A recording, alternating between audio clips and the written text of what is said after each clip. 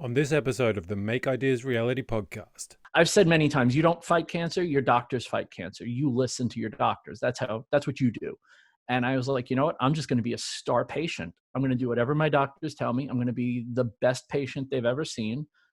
And I'm going to get through this. And when I come out of it, I'm not going to be the same person. I hate to say it. It's almost weird, but I almost feel like cancer saved my life. That's really what I hope for from my content, is that that inspires people and opens people's eyes to that you don't need full shops, you don't need elaborate tools, you don't need all the tech. I mean, you don't need 3D printers. They're awesome. I wish I had one, but you don't need it. I joke that I want to have Jimmy DiResta on the podcast and only talk about burritos. Hello and welcome to Make Ideas Reality, the podcast. This is a podcast dedicated to everyday creative heroes making their ideas reality that wouldn't necessarily get their story heard. I hope to inspire you with their stories, give you courage to leave your comfort zone, think big, and be the badass creator you are meant to be. I'm Justin White, aka the Garage Avenger. Let's do this!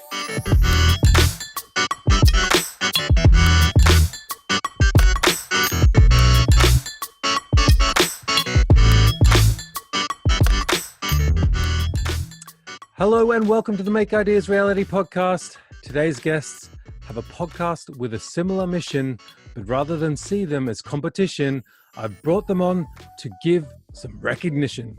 Vincent, like his last name, elegant, sleek, with a throaty rumble. Ethan, on the other hand, calculated, pragmatic, that completes the ensemble. Welcome to the show, the guys behind Because We Make podcast, Vincent Ferrari and Ethan Carter. Hey, Justin. Hey, what's going on, Justin? Thanks for having us on. No worries. Was that all right for you guys? Yeah, I'm fine with it. Yeah. Yeah. I don't know if I earned that, but I'm working on my elegance. You know. Yeah. I think you have the right colored t-shirt on there. I do. I'm Yes. wearing my official Make Something shirt today. Nice.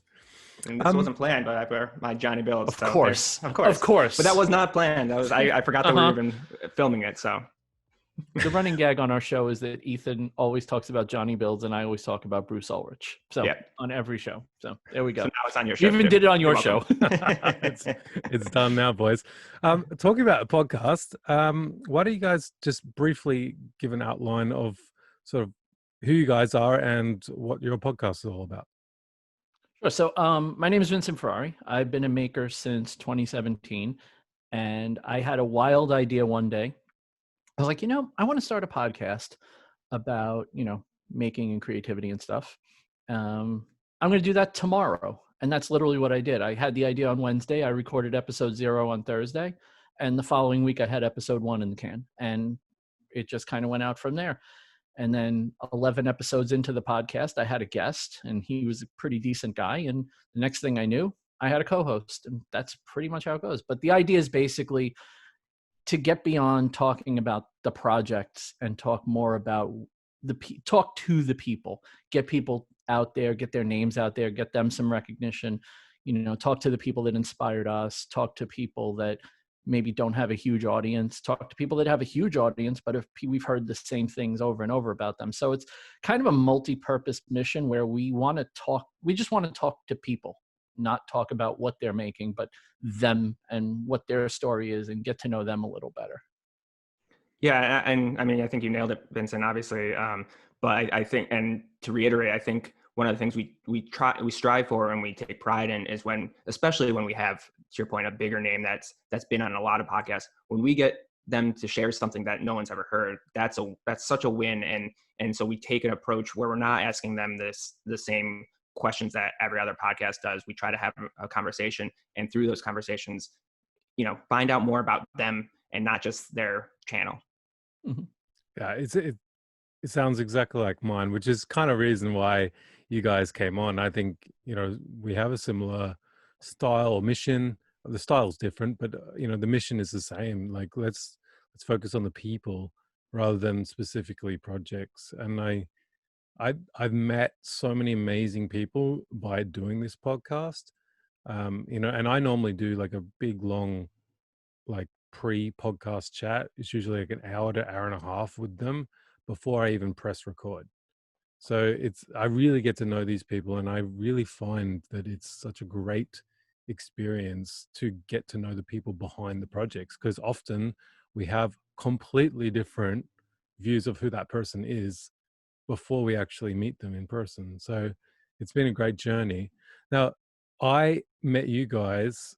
Well, at first I met Vincent because I was on a Zoom chat, makers hanging out on Zoom drinking. Is it cocktails now, or is it coffee It's still? cocktails for this week because yeah, which I got. because Vincent, Morley's you're gonna have to fill me in on that. yeah. So basically, Morley is in parts unknown in the northern Ah. hinterlands. So Grant took over and he's making it cocktails. So it's going to be, as we're recording this, it's Saturday. So he's going to be hosting that tonight. But generally, it's makers on Zoom having coffee. It's a Saturday morning thing, 11 a.m. Eastern time. And we just get together every single Saturday for 2 hours, sometimes more. And we talk about everything. I mean, we've had conversations about baking. We've had conversations about cars. It's not as structured as like a podcast about making. It's more of everybody just kind of hanging out and talking to their friends. Right.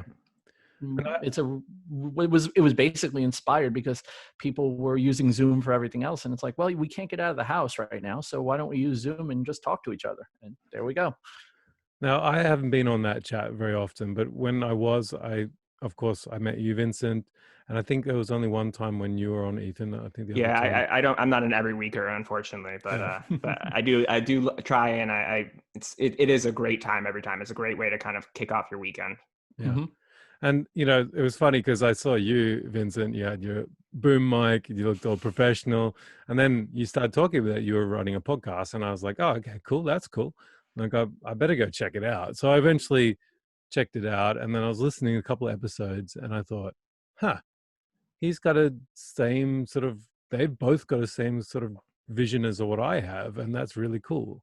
So I think I reached out to you, and then we started chatting, and then all of a sudden you keep on mentioning my name on your podcast, and then I get a huge ego, and then so then I thought, you know what, I need to bring these guys on my podcast and share with my audience these guys and what they're all about. So here we are. And I just want to get it out there out front. When I found out about that you were doing your own thing, I was like, oh, it's on YouTube. I probably won't watch it much. And then somehow or another, I found out that you were doing it audio style. And I kind of went back when I found that out, and I just started listening like crazy. Like I caught up on so many episodes. And what's so funny is that you have people that I know on your show, and I'm like, oh wow, this is so neat. Like getting an insight into people that I actually know, people that we've actually had on Because We Make on your show, and you go a totally different direction sometimes, and we learned other things that we didn't even learn about people that we already spoke to. So yeah, this is kind of great, actually, getting to actually talk to you on your show. Yeah. That often happens when I do this long pre-podcast chats. You seem to find out information from your guests that they would normally never share. Mm-hmm. And it gives you a way to come into that and give your audience like a different take on them. And it's some guests have shared some really, really heavy stuff, and then some have shared some, different stuff that I never knew about them. And, you never know what you're going to get. And it's always nice to see sort of who the people are behind the social media curtain is often put up, right? So, Yeah. Thanks. Appreciate that, by the way, Vincent. I thought we'd go into your journey, and I thought we'd start with you, Vincent. Where did it all start for you? The making, you said 2017, but I mean, does it go back further than that? It's really weird. My path to being a maker, I would say, started in 2017, but my dad was a carpenter, a damn good carpenter. Like the kind of, when we talk about fine woodwork, and you talk about like the John Perillas and the Chris Salamoni, that was my dad. Like he was that guy. And we were not the richest family, so there wasn't a lot of power tools. Like I always joke that my dad's table saw was literally a folding wood table with the saw bolted to the bottom of it and the blade just sticking up on a regular table. I mean, I didn't realize until I was older just I wouldn't say we were poor, but I would say I didn't realize how little we had until I got older. And it was like, it was eye-opening that my dad was able to do so much with what we had. 2017, I just said, you know what? I really want a 3D printer. That was where it started. I was like, I really want a 3D printer. I just thought it was the coolest thing in the world. It was geeky. You could, like, it was like Star Trek with the thing that could just make was it the fabricator or whatever it is, the thing that can make, I know Star Trek fans are screaming right now, but the thing that could just make stuff out of nowhere. And I'm like, that's the coolest thing ever. I want one of those. I got one of those, and I was like, well, if I'm going to body fill stuff, it would be much easier with a sander. So I got a sander. Like, oh, but sometimes you're going to want to put wood inside stuff to make it a little stronger. I should get a miter saw because that's good. That's easy to, take in and out. And then that fall, Steve Ramsey started the weekend woodworker course. And I was like, oh, I could actually take a course from a guy who I'm already watching. Maybe I should just do that. And I did. And I joked when I had Steve Ramsey on Because We Make that I didn't finish his course. And the reason I didn't finish his course is because I had already started getting people asking me to make stuff for them once they found out I was woodworking. And that's when I started realizing, hey, maybe I could turn this into a business. And it was like, okay, let's take a shot at it. And then in 2018, I got cancer and all hell broke loose. Like everything just stopped. Like it was like, oh, okay, this is going to complicate matters a little bit. And then I got through it and I went back to it harder, much harder. Like I came out of it like I was shot out of a cannon. And I was like, I'm going to make a run at this as best I can, even if it's only a side hustle. It could be a particularly lucrative side hustle. And I took a crack at it, and I've been really enjoying it ever since. I've been cutting boards, mostly cutting boards, really. People just love cutting boards, but pretty much anything out of wood. I'll make anything for anybody. And that's pretty much my story. That's how I got to where I am. That's interesting that, the cancer thing just made you go harder. I think focused me like nothing, dude. Like nobody's business. Doesn't it put things in perspective a little bit, right? You come out of something like that. There's a couple of ways you can handle it. And I always say this, but it's really the truth. You can come out of it thinking, woe is me, my life sucks, it's so unfair. Or you can come out of it thinking, I have a certain amount of energy and I can either devote it to feeling sorry or I can devote it to doing what my doctors say and being the best I can. And for me, it was like, well, this is the obvious choice. Like not fight. Cause I've said many times, you don't fight cancer, your doctors fight cancer. You listen to your doctors. That's what you do. And I was like, you know what? I'm just going to be a star patient. I'm going to do whatever my doctors tell me. I'm going to be the best patient they've ever seen. And I'm going to get through this. And when I come out of it, I'm not going to be the same person. I decided in the middle of it that if I lived, that it was going to be a different me on the other side of it. And it has been. Like I am way more focused, way more motivated, and way more driven than I ever was before it. And I hate to say it, it's almost weird, but I almost feel like cancer saved my life. Like I lost a ton of weight. I got into much better shape. I'm much more focused on doing things that make my life better and make life better for people around me. I'm a much more tolerant person now. I don't get angry at stupid things because in the end, they don't matter. And when it's sad that it takes a life-threatening illness to make you realize that, but sometimes it does. And for some people, you'll sit there and argue on the internet, and you think it's the most important thing in the world. And then you find out, oh, I might die. Well, maybe I'm not arguing on the internet today. Maybe I'm just going to live my life a little bit, and that's what happened to me. Yeah, I love it because you think about some people deal with it like the police car, right? You're driving along, and all of a sudden you see the blue lights in your rearview mirror, and you get the cold, like the shivers go over you, like, oh shit, you slow right down. You're like, what? And then the police car like flies past you, right? And you're like, whew. And then 5 minutes later, you're driving like a maniac again, right? Right. Basically, yeah. There's people that do that, and a majority of people do that. But then there's people that, for example, like yourself, get put in that situation, the cops are there, they drive past, you went, that was a close call. I got to make the best of my life now. Mm-hmm. Yeah. And I really dig that, and I admire that in you, Vincent. So thanks, man. Congrats, man, by the way, kicking cancer's ass. Yep, it's gone. In fact, I just had a CAT scan middle of July. It's over basically. I mean, my oncologist, I have to see him now instead of every other month, it's now every 4 months.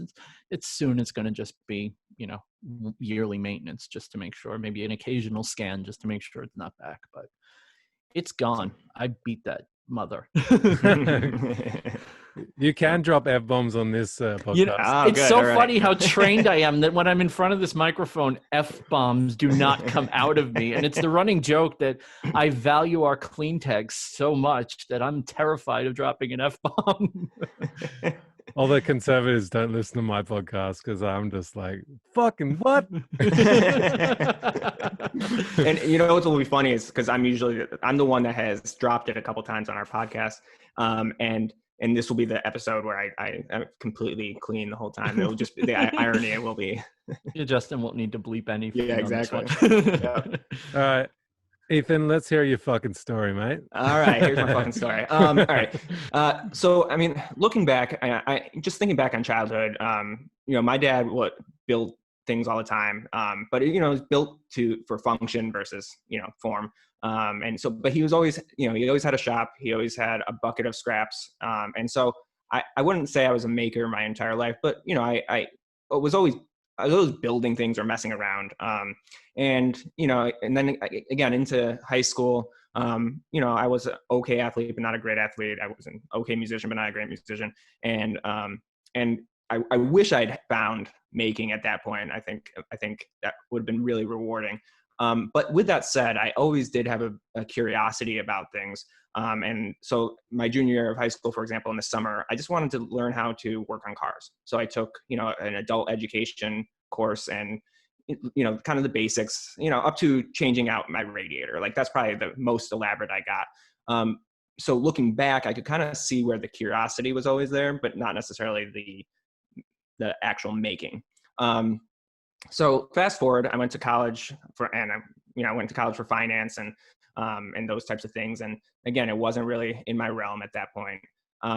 But then I got my own place. I bought a condo a year out of college, and I started making things for my place. I think that happens with a lot of people. But at that point, it was more of I like to take things and transform them into things. So it wasn't like I was woodworking or anything like that. It was more of I found a vintage tripod and I made that into a lamp.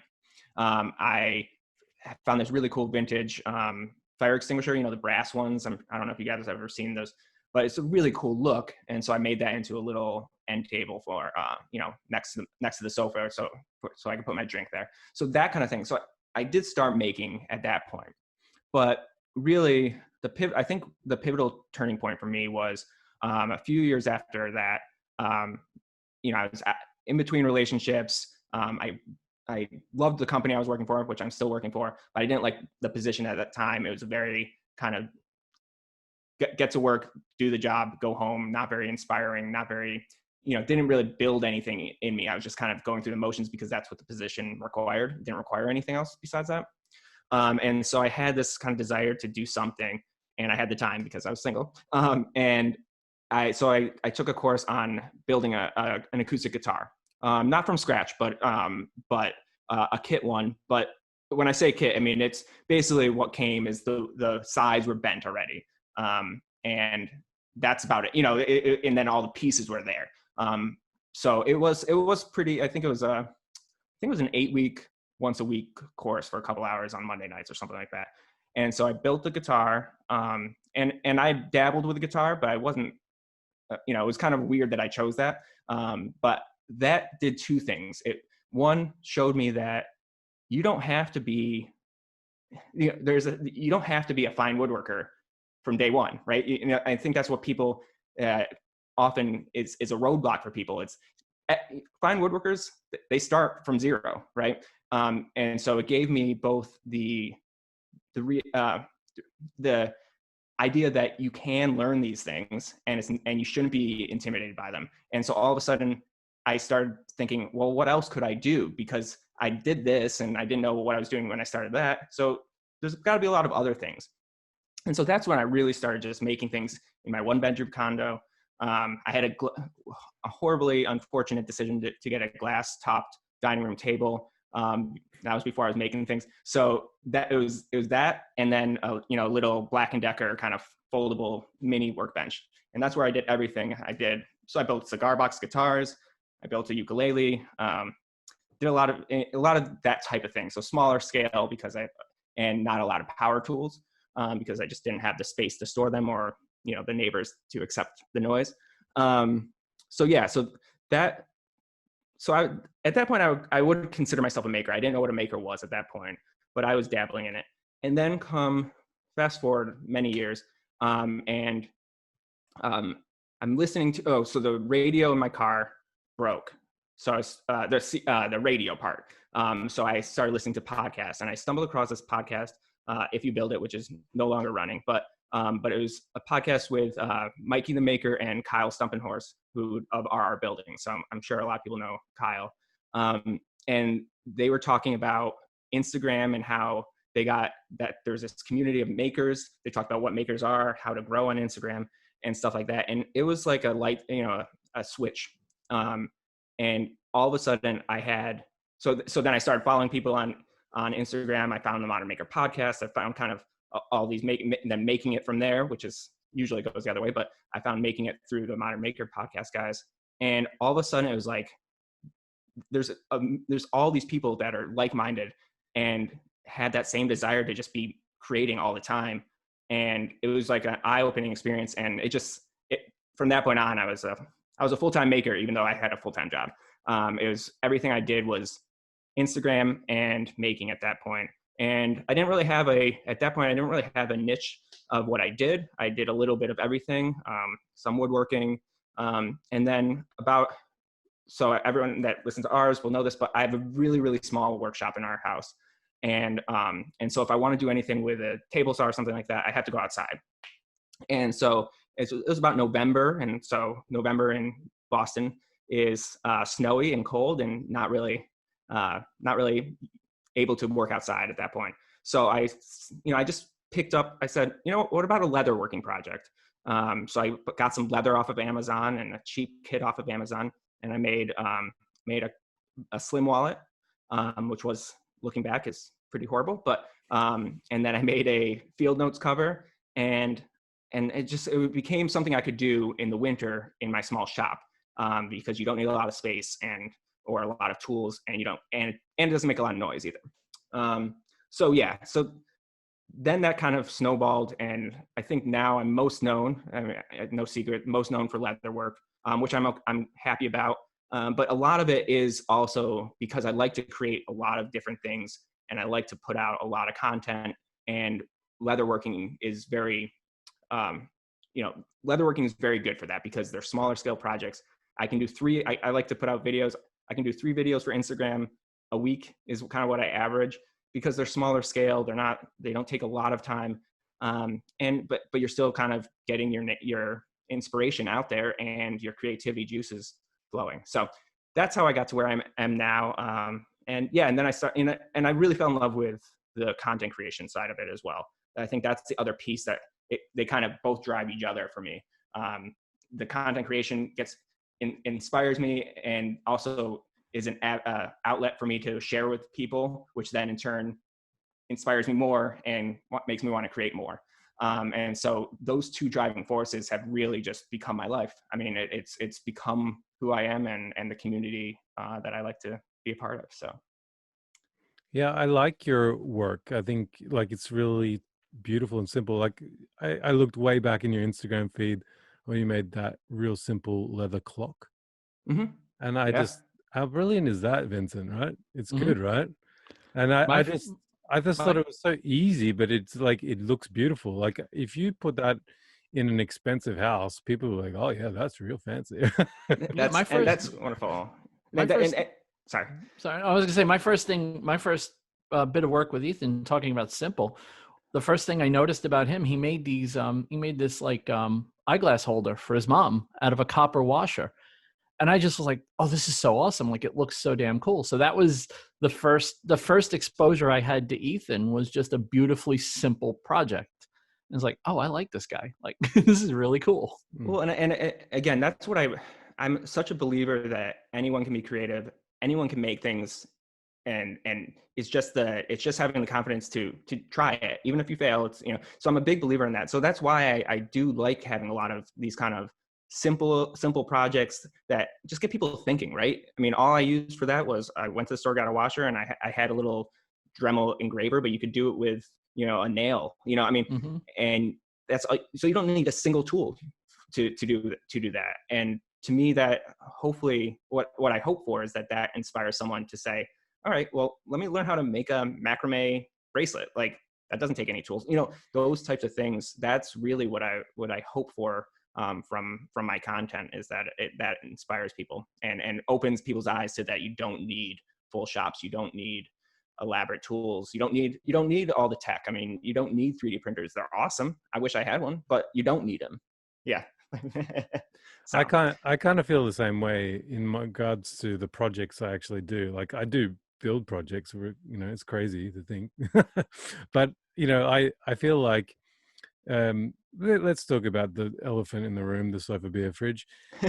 You know, there's a lot of elements on that project I'd never done before. That's partly the reason why it's been such an epic build. You know, I've never done programming before, never done electronics before. Very, very little welding. You know, I had to design the thing from ground up. I had to learn how to do refrigeration work again. I'd done that like in my early submarine days when I was working on submarines. And then, you know, there was a whole heap of things and that happened in that project. It was a massive learning sort of curve. And I kind of wanted to teach people, like, I didn't know any of this in the beginning, and look what I could do. Like, it's just time. It's time and the confidence to that you don't need to know everything before you get started. You'll learn it along the way. And grit, I think. Yes, exactly. Yeah, like when you hit a hard road, you're like, I'll just get through it and I'll just keep on going. And that's been this project. It's just like wall after wall after wall after wall. And, you know, I think that's one thing that I think is great about your work, is it makes it a little bit more accessible. People can really see how simple it could be for them, you know. And I just want to do one more thing, because you talked about guitars. Hold on, I'm going to show you something. Excellent. It was at this point Justin decided to go flex and grab an old project of his so he could show it off. Yes. This is my guitar I built when I was 17 or 16. Wow. Got a little jump on me. I'll tell you that. That's beautiful. No, that is absolutely beautiful. And yeah, like, I never thought I could build anything like that when I was that age, but I did it. I had a book, but I didn't, you know, in my true style, I never read the book. I just looked at the pictures and then I just worked it out, you know, and that's part of what I do, is like, I just work it out as I go. Well, I think the sorry, real quick, just on guitars, like, one piece I don't think I mentioned with that is part of also why it sparked was it gave me such an appreciation for craftsmanship and stuff like, and what goes into a guitar. And to me, that triggered something in me that it, you know, it's not just pieces of wood that are glued together. There's artistry to it and there's craftsmanship to it. And it just, that leads to, well, what other things that I look at every day have such intricate, you know, parts of them and craftsmanship that I take for granted, and it'll kind of change my view of how I looked at things from it. So I think the great thing about guitars too, though, is they're just parts you put together, right? And then they're like it has a soul after, right? Right. You know, like, sure. that guitar has a specific sound that only that guitar has. You know, and like snowflakes. Right? Yeah, I mean, the truth is, like, I sanded the back a bit thin, so it's you know, when I hit some notes, it sounds a bit tinny compared to other guitars, for example. And it's just, it was a learning process like I had no idea what I was doing when I was 17. So But that's why you got it done. See, one of the great secrets about actually making stuff, you know, we always say, just start, just start, just start, right? But one of the great things about just starting is that you don't have preconceived notions and you don't have preconceived limitations. You don't start out, if you just jump in, you're like, I'm going to figure this out. I'm going to figure this out. I'm going to figure this out. And the more you do that, the better you become at what you're doing. Really, experience doesn't teach you much, right? Experience refines what you already know. And what I've found, like, so Beth is actually cleaning up literally the second woodworking project I ever made. She's working on it downstairs right now. We're going to move it up here and use it as a printer stand. It was a table that I made for Steve Ramsey's woodworking course. And we're looking at it and she goes, your woodwork has improved drastically since this. Like, and that was what, 3 years ago when I made it, roughly 3 years ago. She's like, it's amazing. Like, look, you can see, like, you weren't really sure here. Like there's imperfections and whatever. It's still a nice piece. It's nice enough that it's coming upstairs, right? But I didn't learn anything different from what I used to do that. I refined what I knew to do that. I could make that table today. It took me, even then, it only took me a day to make that table, right? I could make that table again today and it would be stunning now. I know it would be. I would look at it and be not just, wow, I can't believe I did that, but wow, I really am proud of that. But it's all because over time, I didn't learn new things. It's just I got better. The refinement came with the experience, but nothing told me when I was making that table, you can't make this table. It was like, no, I'm going to make that table. And now it's like, oh, if I made that table, it would be much more refined, much more, I don't want to say proper because I hate the word proper when you're talking about making stuff, but there is, you know, kind of an acceptable way that things are done. And it would be so much better now. But I think that's what people jumping in don't realize, that you're not going to, in 10 years, you may know a few new techniques, but the reality is you're going to be refining what you start with. So just the second you start, you're already on a path to getting better. Yeah. And I mean, and that just perfection. I always say this too, is that perfection isn't a thing, you know, and I think, again, that's a roadblock. You know, it's not gonna be perfect. So why do it? Right. And perfection is not a thing. Again, Chris Salomone, I guarantee none of his pieces he thinks are perfect. Perfection doesn't exist. What does exist is you get better each time. And I've said this with my YouTube videos. Every video, I just try to make a little bit better. You know, I try to refine the audio a little bit better. I try to, you know, improve on the pace, all those things, because otherwise I never would have put out my first video. And that's truly why it took me a year from when I said I want to do my first video to put out my first video. And so I'm guilty of this myself, is that I was so nervous to just start and do it that it took me a year. And you know, that first video is probably a little bit better than it would have been, but not that much. And again, every video I just try to get a little bit better because I know I'm never going to come up with the perfect video. That's interesting too, because that made me think about Vincent and how he just one day he decides that he's going to do a podcast, right? I think I see very big similarities with what I did, is like between Vincent and myself, is because like I'm an executor. I just go, yep, I'm doing it, whether it's smart decision or not. Yeah, that's to be debatable, but you know, like all right, I'm doing it. Like, let's just do this. And then it seems to be like I have a bit of grit to push it through when things are not exactly working. And I think there's a difference between those people that are doing really well, for example, on social, compared to those who have exactly the same skills, but don't showcase their stuff because they're being held back by something, right? Yeah. There is a certain amount of I feel like, you know, if you wait to understand everything, you will never do anything. Okay. I have been putting off, and not intentionally, it's just like I said before we started, that, you know, I'm working on the project for our Enlighten Us challenge on Because We Make today.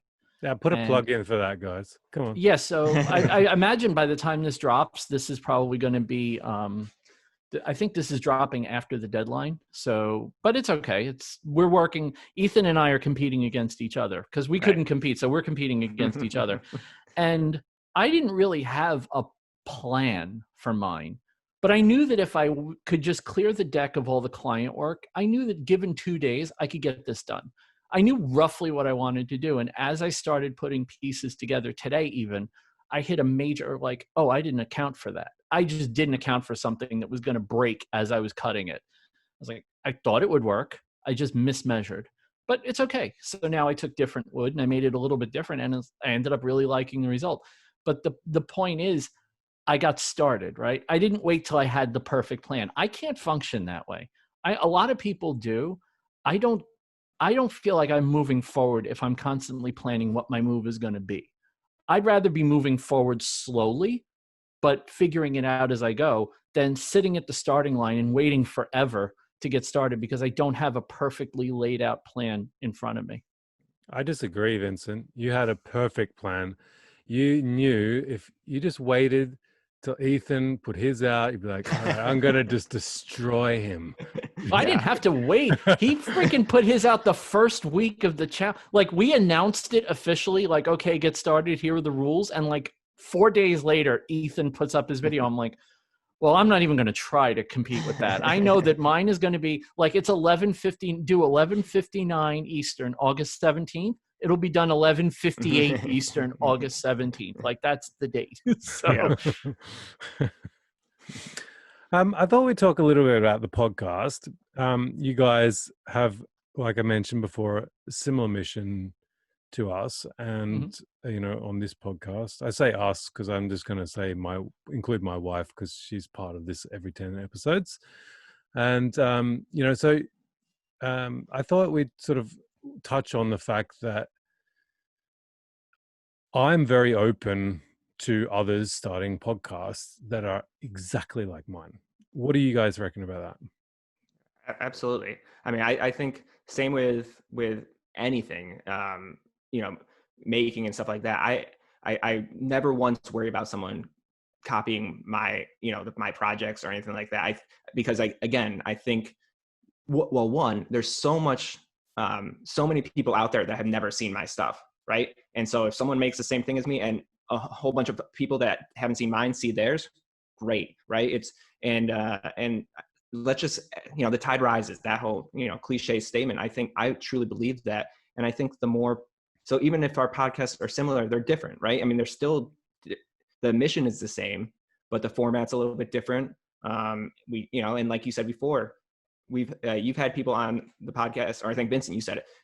There's been people that have been on both podcasts, and we've heard different things. And so if your podcast didn't exist, no people wouldn't have heard the things that they didn't say on ours, right?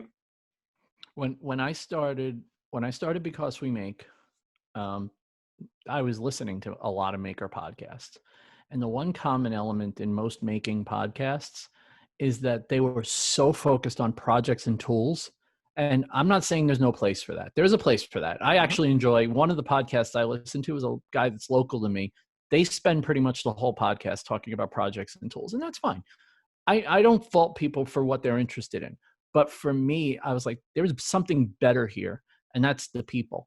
Like, we can watch YouTube channels and think we know people and then talk to them and go, oh, you're nothing like your YouTube channel. A really good example of this is Bobby Duke, right? Bobby Duke's affect on camera is one of the most annoying things on the planet. I'm not going to pretend it's not, but his overall personality comes through. And if you ever hear him talk when he's not Bobby Duke Arts, when he's just Bobby Duke, it's a very different guy, right? That's the guy I want to talk to. I want to talk to the other guy. Right. And that's what Because We Make was for, right? The initial plan was I wanted to do, I keep saying I keep forgetting, Ethan, you weren't there the whole time. It just seems like you've always been there. But when I started it, the whole point was I wanted to do behind the music for makers. That was the idea. I wanted to deep dive people, talk about your history, talk about how you got started, talk about all that. And Keith Decent gave me the best advice ever after he was on. He said, listen, this is great. I had a great time. He goes, but I'm just warning you, don't lose your lead. Because I had like a 4-week lead at one point on interviews. I was knocking out interviews so fast and then just releasing them every week. He goes, don't lose your lead. You'll never get it back. He goes, and if you do lose it, you're going to be scrambling every week to get guests. And I'm like, yeah, it's not going to happen. And then people stopped answering my emails. And I was like, oh crap, I'm screwed. So I managed to get enough interviews going. And Bruce in episode 2 recommended this guy, Ethan Carter. And it was like, oh, okay, let me look at his work. Oh yeah, this guy. Yeah, okay, I'm going to have him on. So I message Ethan. I'm like, hey, you want to come on the podcast? And he goes, really? Like, why? And I'm like, because you're making cool stuff. And he's like, okay. So he comes on the podcast. And at the end of the podcast, I said, who knows? Maybe one day you'll come back as a co-host. I've gone back and listened. And people are tired of me talking about episode 11. I really don't care. I've gone back and listened to that episode twice.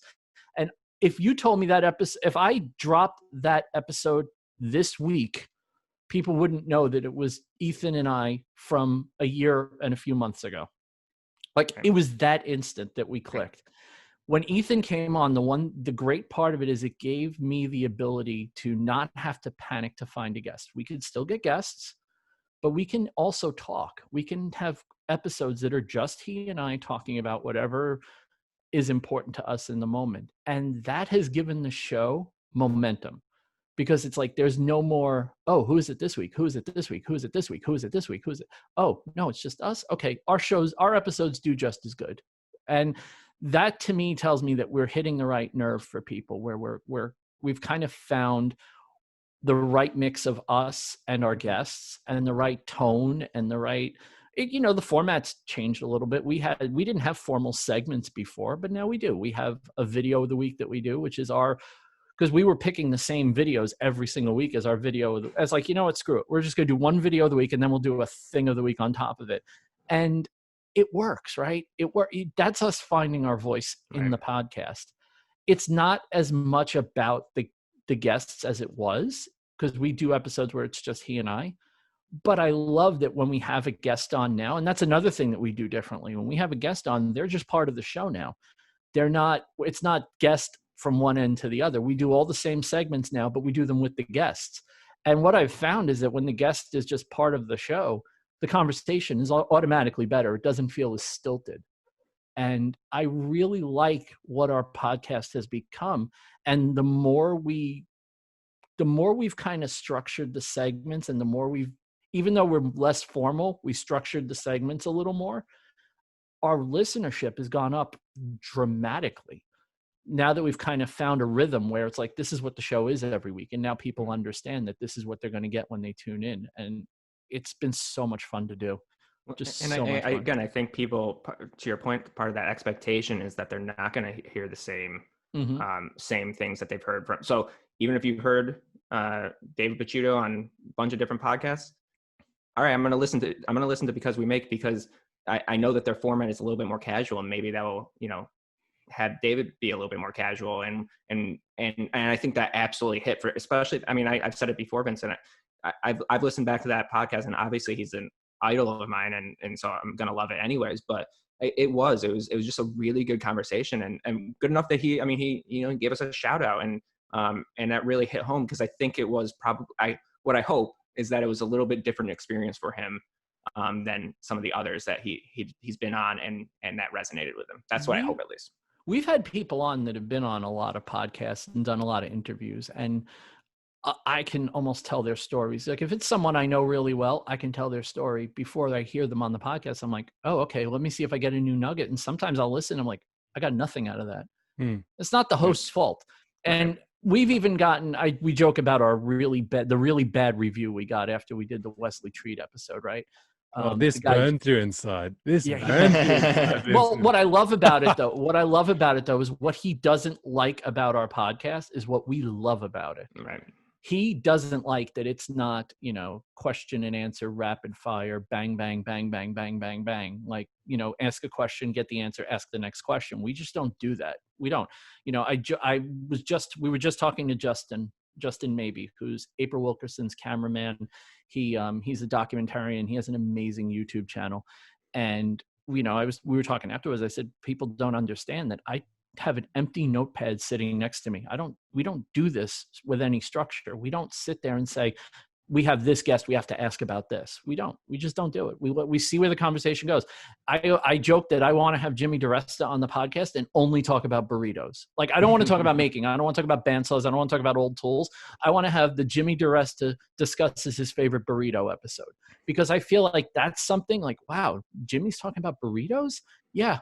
Yeah, because no one's ever asked him about burritos. That's why, you know. The only question that we always ask is there anything we can't ask you? Mm-hmm. That's the only structured question that we have before we get started. So. Yep. It's so interesting going back to Jimmy DiResta. I also want to have him on my show, but I've never pulled the trigger on him because I don't know what I'm going to ask him that hasn't already been asked before. There you go. And I think that you and me are on the same page, because I think I've heard you say the same thing. Mm-hmm. And I was like, oh, we're like kindred spirits there. Because like, I think realistically it'll happen, but it'll happen when I like have this real line of questioning that I think is going to like blow people out of the water and just be like, what the crap? I didn't know that about Jimmy.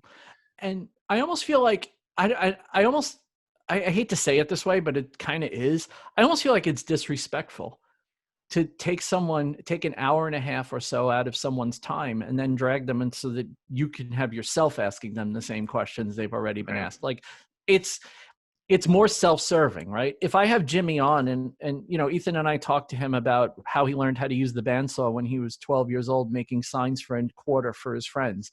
Like, okay, we know that. Like, why do we need to have you on and give another hour and a half of your time to tell that same story?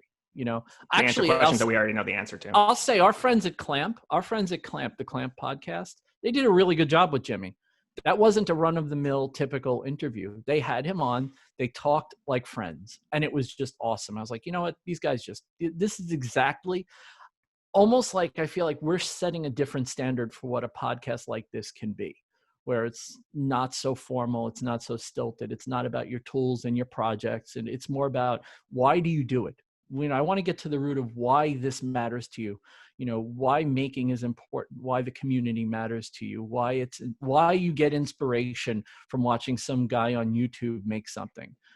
I feel like that's just so much more interesting. And if we can pick at that until we get to the root of it, I feel like that's where the quote money is in this space. It's not in highlighting the same stuff that everyone else talks about. Yeah, and I mean, if you can drag a good story out of them, then, you know, then you can do a segment like Story Time. That was my segue. Story time. She stared at the gown and thought, yes, this is something my husband would wear. That was a great segue. I was going to say. Really good. It's so weird to hear you say that and not hear the sounder. Like, usually what happens is, just for everyone listening, Justin is my Sunday afternoon in the shop podcast. So I'm used to hearing the sounders. So when he said story time, I'm like, and I hear the voice, this is something my husband would wear. And I'm like, oh, it's not going to hear it today. Damn it. I should have had them like preloaded on a language. Like a sound effect machine. Yeah, sound effect machine. You guys got a story? One of you want to share a story? Who wants to share a story? I got one. Do it. So I always talk about on the podcast how I am an incredibly shy, introverted person, and that shocks the hell out of people. They can't believe it. But when I get the mic in front of me, it just kind of switches on, and I'm fine. When I was a kid, it wasn't so easy though. And so in second grade, I got picked because I was one of the better students. So I got picked to do one of the readings at my first communion ceremony. And this was a big deal. Like, if you got picked to do a reading, remember, there were like 4 classes of second graders. So we're talking 150 kids, 160 kids. Like, we're talking a lot of kids, and they picked 3 people. And I was like the main reading right before everybody went up to get their first communion. So this was a big freaking deal. So I get the reading and I work on it. I have it mostly memorized, but it's hard to memorize a long reading, especially when you're in a church setting, because there's a lot of proper language and stuff, but I kind of had it down.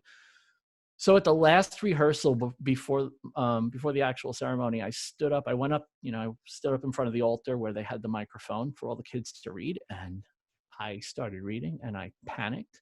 I lost my voice and I started screaming and crying. I can't do this. I can't. And I went running out of the church.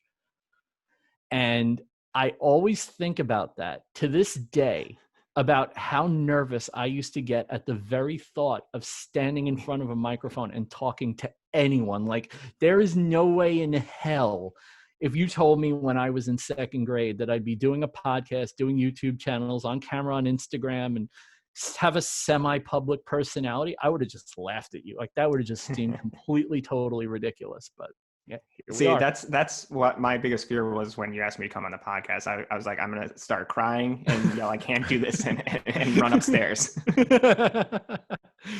But yep, that's my story for story time. I was a nervous Nelly. You know what? I didn't really think I was a nervous person. Like, I always had some sort of confidence. I don't know what it was, but I never really had the confidence to say that I was good at something. And then I joined this Facebook group, like a private group, and I had Matt Gottesman, if you heard that podcast, and I joined his private group, and like the people in that group were like, "Yes, you're like so good at this. You're so good at video. You're so good at like talking, blah blah blah." So they like fully pushed me out the door, and that's the only reason why I started my YouTube channel. That's the only reason why I started this podcast. I think pushing yourself or getting pushed, and then having the confidence to execute is pretty much the only way you can actually move forward and get out of that uncomfortable, crying, running out of the church feeling. It's funny though you should say that, because again, I think that I said it, Vincent, take a shot. Inside joke. So before I started doing the podcast, one of the challenges I had was I never put myself in front of the camera on Instagram or YouTube or anything. I just never did that. I didn't feel comfortable doing it. And it's funny, to your point, that push. So the push of bringing me onto the podcast gave me a lot more confidence to put myself out there as part of my Instagram and part of my making, and not become a character or anything like that, but to put myself in front of the camera so that the people that were interested in what I was doing knew who the person behind those projects were. And it has been so much more enjoyable, and my community has been built so much more. I mean, I had a good community already. I knew a lot of people, and I connected with a lot of people through Instagram, but it exponentially grew as soon as I started putting myself out there. And I don't know, I mean, I'm sure eventually I probably would have gotten there because I would have forced myself to, but forcing me into the podcast really ramped that up. And it's funny, it's just, that's the push I needed. And it's a different ballgame now because of it. So there you go, people. You need to get a little push. If you're scared, find someone that's going to push you. Yeah. And then just jump and let's do it. Let's get into Inspiration Nation. Yeah. Inspiration Nation.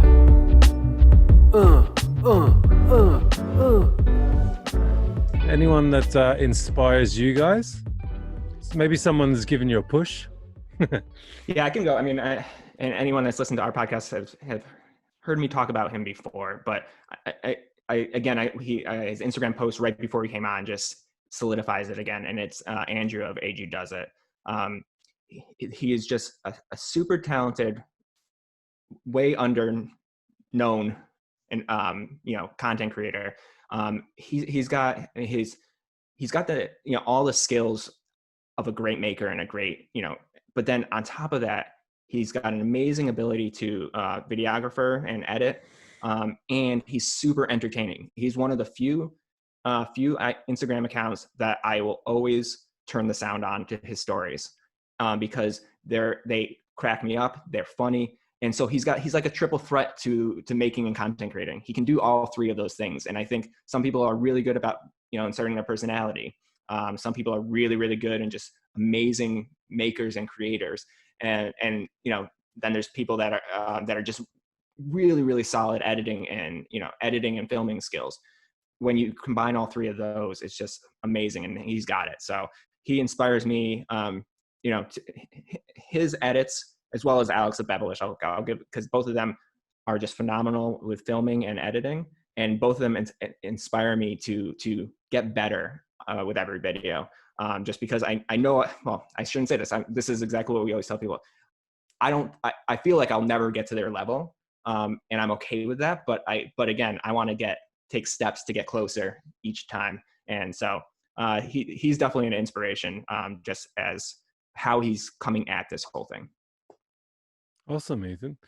I will put a link to him in the show notes. And who was the second one you mentioned? Oh, Alex of Bevelish Creations. Bevelish Creations. All right, Yeah. cool.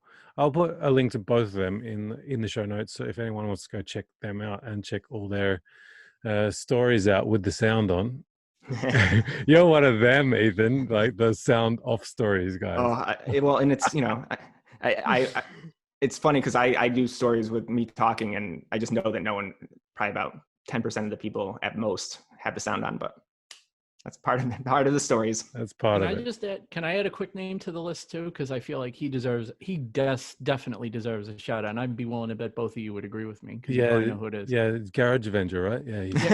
I mean, I've shouted you up way. You've been mentioned in at least 3 different episodes, and you were my thing of the week one week. So you're doing just fine, man.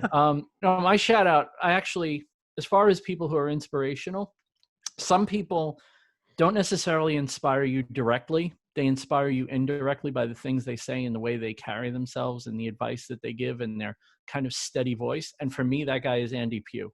I think Andy is one of the most appreciated by people who know him and underknown people in our community. Yeah. He's super active. He's super engaged. He's always around. We're lucky enough that he's a regular in our Discord. And he is one of those guys that it's a pleasure when he starts talking about stuff. It's like when the wise elder of the group sits everyone around the fire and starts telling a story. That's Andy for us. Like, just stop and listen. Andy's talking, and we just listen to what he has to say, because he always knows the right thing to say. He always gives like sage advice. And there have been a couple of times where I'm on the edge, and it's just like I hear him talking. I'm like, oh, okay, yeah, that's cool. Yeah, I feel better now. And Andy always makes me feel better after talking to him about pretty much anything. He's just one of those guys. So Andy Pugh, Tales from the Tinkerage, Thoughts from the Tinkerage. God knows, he's got 40 million channels and stuff, but he's just he's one of the good guys. And I think he definitely deserves some recognition for being one of the good guys. For sure. Yeah, Andy's a massive supporter of this show as well. So, ups to Andy. Like, he's just a great member of our community. So, yep, one of the best. Let's get into Hack Attack, guys. This is Hack Attack!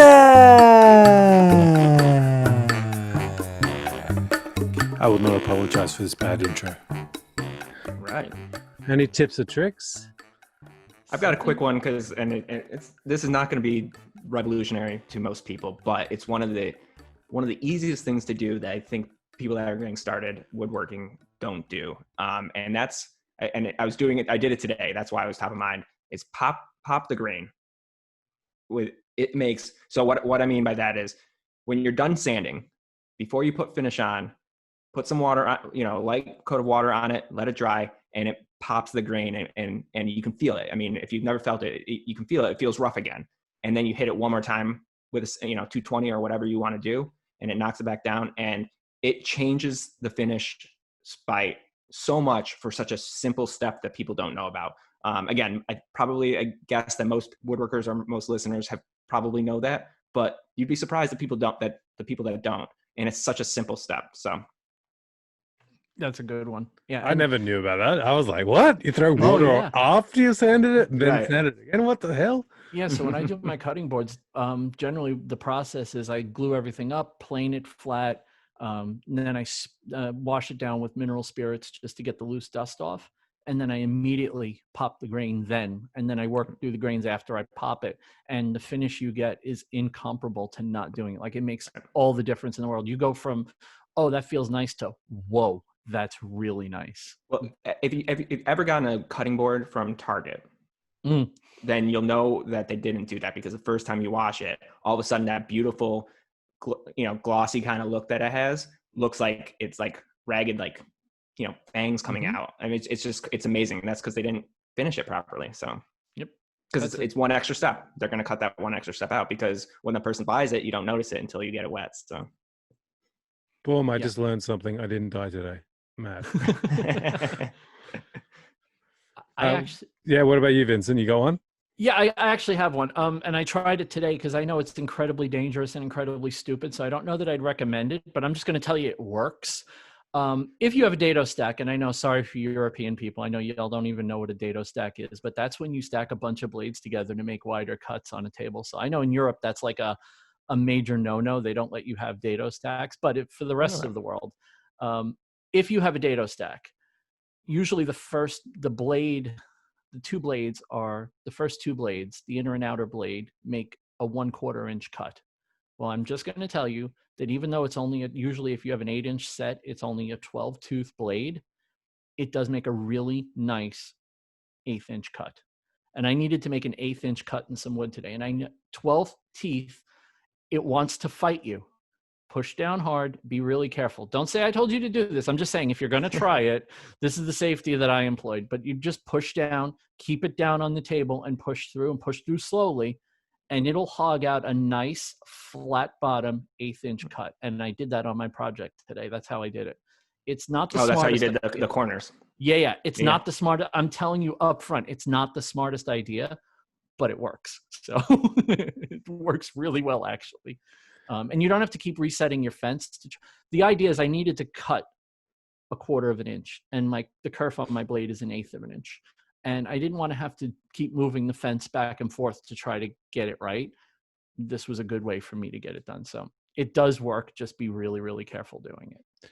I have to say, it still baffles me why Americans still use inches. It just baffles me beyond belief. Like around half of my audience is from the States and the rest is from Europe. Everyone in Europe's just like, these American idiots, why are they using inches? It's called millimeters. It's so more accurate, it's more easy. And like even just seeing bloody Bob Claggett put out, we are now in metric. I'm like, why weren't you in metric in the first place? The rest of the world freaking uses metric. It's only you idiots that use bloody inches. What's bonkers is when you get into digital fabrication, you really start, if you're American and you're in the digital fabrication space, things start getting wacky. Because like I use 3D printers, I use a laser, I use a CNC. My CNC speaks metric to the software, but I feed it inches and it still knows what it's doing. Like it's designed to accept unlike American measurement idiots. standards. It's crazy, but I didn't understand why people gave a damn about metric until I started digital fabrication. Like with 3D printers, everything is metric. There is no inches in 3D printing. And it's like, oh, this is really easy. So now I start thinking in terms of, and you really learn it when you start dealing with sheet goods for lasers. There's 3 millimeter and there's 1/8 inch, and they are not the same size. Like some of my acrylic is 3 millimeter, some of it is 1/8 inch, and it's a completely different experience. And you learn it the hard way the first time you try to make something with slots and tabs, and it doesn't fit together. So, yeah, it's a big adjustment for us Yanks. I'm sorry, people. I just had to say it. Let's go into Rapid Fire 5. Hey, what are you looking at? Get up and dance. This is the Rapid Fire 5. Now, one thing I didn't think about with this section is kind of new, this one, is I don't know how we're going to do it with 2 guests. Should we just do each We'll just do person? them. We'll just do them. Screw it. Yeah, So- why not? So we'll do, I'll ask the first question and both of you can answer, and then we'll ask the next question, both of you can answer. All right, All right. Ethan, you go first on these. Okay. Just throw Ethan under the bus. I'm fine with it. Take that, Ethan. All right. There we go. Creativity is. So creativity is everything. I mean that because I don't think there's one definition of creativity. I think it's creating, obviously, it's inspiring people. It's just doing something that challenges your mind and just makes you think about things differently or try to do something differently. That's creativity to me. Vincent? Creativity to me is solving problems with what you have at hand. That to me is the textbook example of creativity. I feel like creativity, the best part of creativity is being able to solve problems that seem unsolvable. And I think the more creative you are, the less unsolvable something is. Like you can solve, like almost like the MacGyver thing. If I just have my pocket knife and some duct tape, I can solve any problem. That's to me what creativity is. Yeah, I love it. What's something people get wrong about you? Well, listeners to the podcast and people that have listened to the beginning part of this already know this, but people when they meet me that haven't listened don't know that I'm extremely uncomfortable on camera and in talking. I mean, all these things, that is not something that's a comfort zone. And people that have not heard that are always surprised by that, because I guess I'm a good faker. I don't know. But they see me do my stories and they say, well, you look so natural. Well, yeah, because that was the 40th take of a 20-second story. So I think that people get that wrong about me. I think for me, I think it's what I mentioned earlier, that I am incredibly shy and introverted. Like I am really, like, to the point where I sometimes just don't go to public things just because I don't want to deal with people. Like I'm uncomfortable around people. And yet I feel like I do a pretty good job as a podcast host, just engaging people and whatever, but I am incredibly, incredibly introverted, almost painfully introverted. So. What's your favorite film? This was a tough one.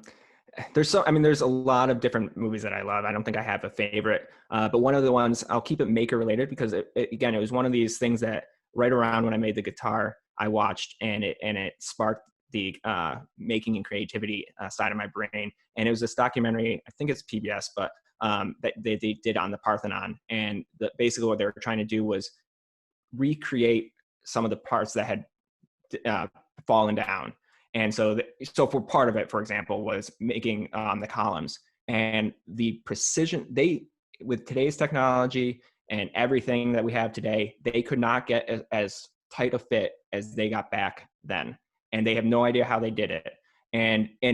So they took one of the pieces of the columns off, and in the center of that was a piece of wood.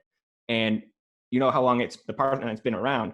A piece of wood with any kind of exposure to the elements would not exist anymore. And it was still a perfectly piece of wood, which means that seal between the two pieces of the column were so tight that no outside exposure got in. And that to me was just mind-boggling. And again, that craftsmanship is just, it inspired me to be that good at something. I'm not going to lie. I don't have a favorite film. I am terrible. If you ask my favorite TV show, I can probably rattle off 5 of them. But as far as favorite film, I've never really been a movie guy. And it's funny because I knew this question was coming and I still couldn't come up with an answer, even though I've been thinking about it. So I don't really have a favorite film. I've never been a movie guy my whole life. I think I've been to 3 movies in the last 4 years. I just don't do movies that often. That caught me off guard, actually. I definitely thought you're like deep into movies. You're deep into shows.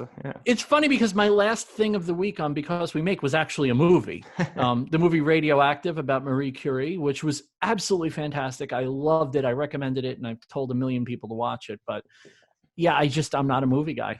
I don't know what it is. I've just never been a movie guy. So thank God Ethan is. Well, I don't think either of us really nailed that one, but well, actually, it's funny because this segment's only been in 4 or 5 episodes, and I'm starting to realize that maybe this is a dumb question to ask, because a lot of people, makers don't seem to have favorite films. Like maybe they're just too busy in their garage. YouTube video, and we'll have a million. But probably Ethan and I probably picked the same one. Right? Exactly. All right, guys. What does your everyday carry consist of?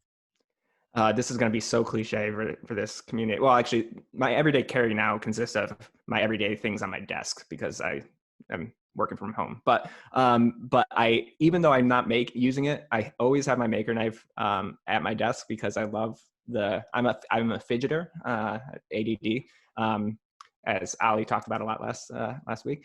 But yeah, it's like a fidget spinner to me. Just So I've got that. I've of course have Bernie's sprocket because that thing is just killer. And then I always, anyone that knows me knows that the leather wrapped X-Acto knives are kind of one of my things. And I, because I can make them myself, so I basically have one like everywhere, every room in the house. So even though I'm not carrying it, it's part of my everyday everywhere. So Are you gonna go get like Jacko's new that, driver? I might have to. That thing looks incredible, but it's so unnecessary. I can't justify the price. Yeah, I really want not. one just because I love the Maker knife. I have two of them actually. I love the Maker knife. It's one of my favorite things that I bought off a Kickstarter, but I just can't justify $80 for a screwdriver. No, 80 pounds. So it's like $96. Like But it's the type of thing like you don't need it, but you want it. Oh, I definitely want it. I'm not going to pretend I don't want it. I absolutely want it. Yeah. No, that thing is crazy though. And that, again, that epic video. I mean, it's so funny how epic he makes the Kickstarter videos. Love it.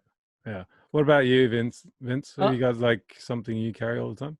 I'm very basic. So I have an All-Let wallet, which if you've never heard of them, they make the coolest freaking wallets on the planet. I know they're not leather. I know they're made of like this weird vinyl material, but they're really, really thin. And I could put like 25 cards in it.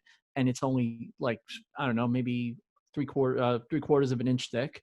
Like it doesn't sit huge in your pocket. The way they arrange the pockets in it are great. Obviously my phone and my car keys, but I also carry a thumb drive.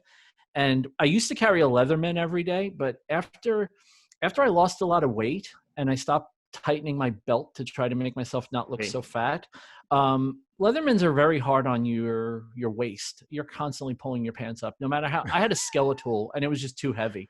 Yeah. So I went back to carrying. So now I carry my Victorinox Tinker, which I love that damn knife. It's this classic Swiss Army knife, the classic medium size one. But instead of the stupid corkscrew, which I find utterly useless, it has a Phillips screwdriver on it.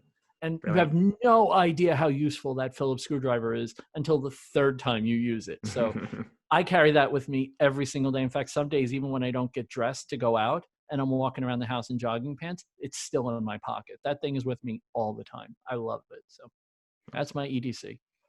I think I like probably need to start carrying stuff because like the other day I was like, I need like a little screwdriver thing to open some small. I'm like, if only I had, stupid me didn't carry anything. I was like, I walked out of that house that day. I was like, yep, spectacles, testicles, wallet, and watch. Yep, sweet, good to go. It's like all the basics. Yeah, I will say, Leatherman does make some really small ones that. Yeah, I had the Micra.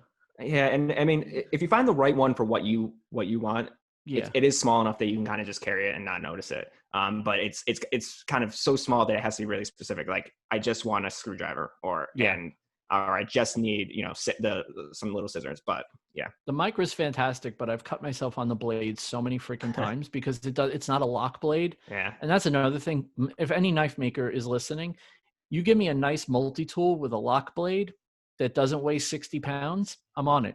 But, I like a nice lock on my blades. I don't like friction folders, but okay.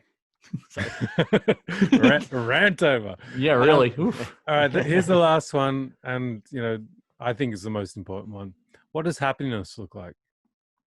Not to be cheesy, but you're looking at it. I mean, finding this avenue as part of my life has brought so much happiness to me. Being able to create and share and hopefully inspire people, that to me is happiness. That's a good day every day that I can do that. For me, it's knowing the difference. And once I learned this, I was a much happier person. It's learning the difference between being content and satisfied. And I feel like I can be content. I'm content right now, but I am not satisfied. I always want better. I want to achieve more.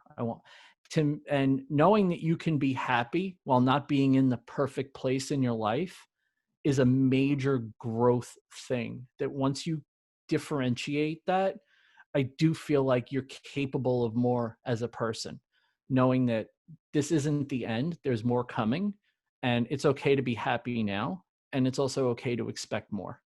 I feel like once I got that into my head, my perspective on life changed a lot. So for me, happiness is knowing the difference between being content and being satisfied. Well put. Yeah, I dig that one, man. Because Yeah. like, I think a lot of the difference between those people that are happy with where they are and unhappy is just perspective. Mhm. You know, Yeah. putting some stuff in perspective. Like, you have a roof over your head. You know, you have food on your table. Like, who cares if the sofa beer fridge is not working today? Like, you know, it's like it's okay.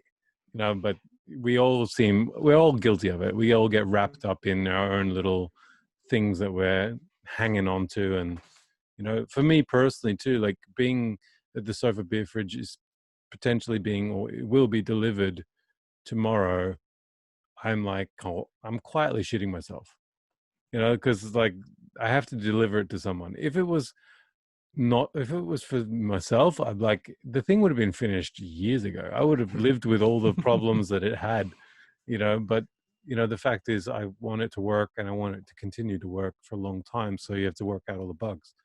And so, you know, I've had a lot of stress with regards to uncalled for stress, you know, like overthinking things and letting things get to me when I know I just got to put some shit in perspective. And, you know, I think everyone has those moments where they have to work through it. And so Great. I would just say, like, you know, you're not alone. Like, Justin gets it too, guys. Like, let's wrap it up, guys. Anything you want to give the audience to take away from today? I mean, I think I've said it already. I think we've all said it. I think anyone can be creative and just do it. Just try it, and don't get in your own head or in your own way.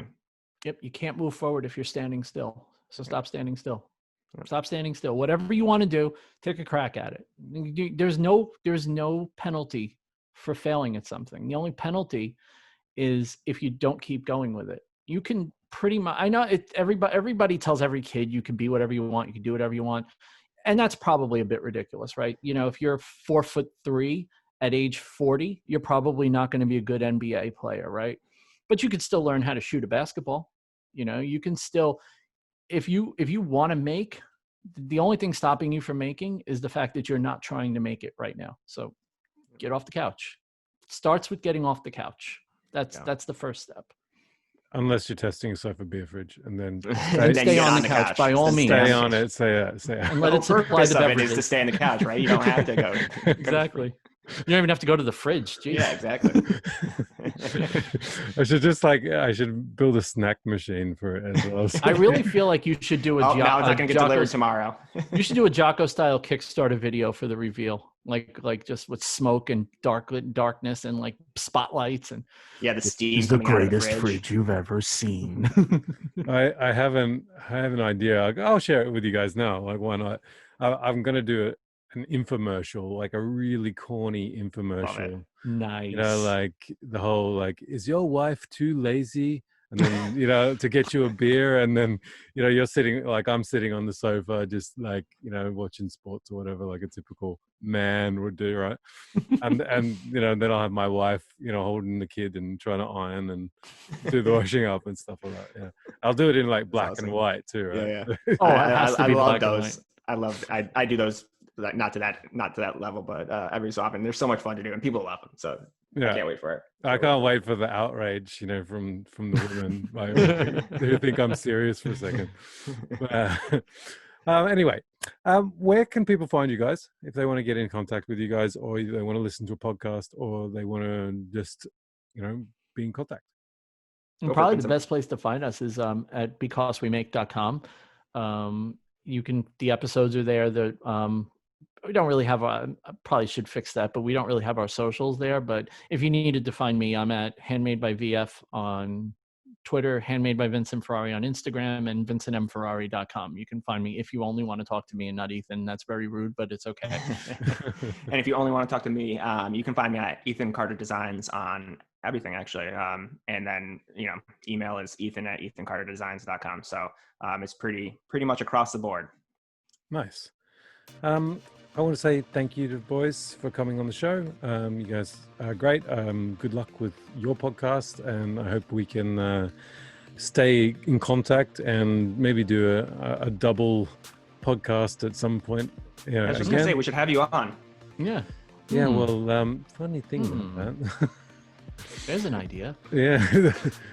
I want to thank everyone for listening. Before you go have a listen to the Because We Make podcast, and go follow Ethan and Vincent on all the social handles. If you want to support me, you can do so by just telling a friend that the podcast exists. I do have Patreon, but look, to be honest, if you want to support me even more, you could produce your own podcast called something like Because We Make, and you could feature these amazing people and then have me on as a guest, and that would be really good. Or you could spam Colin Firth's inbox with messages about how good this podcast is and that he should really be on this show. You can't tell that I really want Colin Firth on my show. And if you want to give me some feedback, please send your DMs to @GarageAvenger on Instagram. I'd love to get your feedback. Please go check out Vincent Ferrari and Ethan Carter if you haven't already. Links are in the show notes. Until next time, keep pushing yourself, keep ballsing up things, keep learning, get inspired, and I'll catch you on the flip side. We're out, boys. There we go. All right. It's over. That was fun. Nice.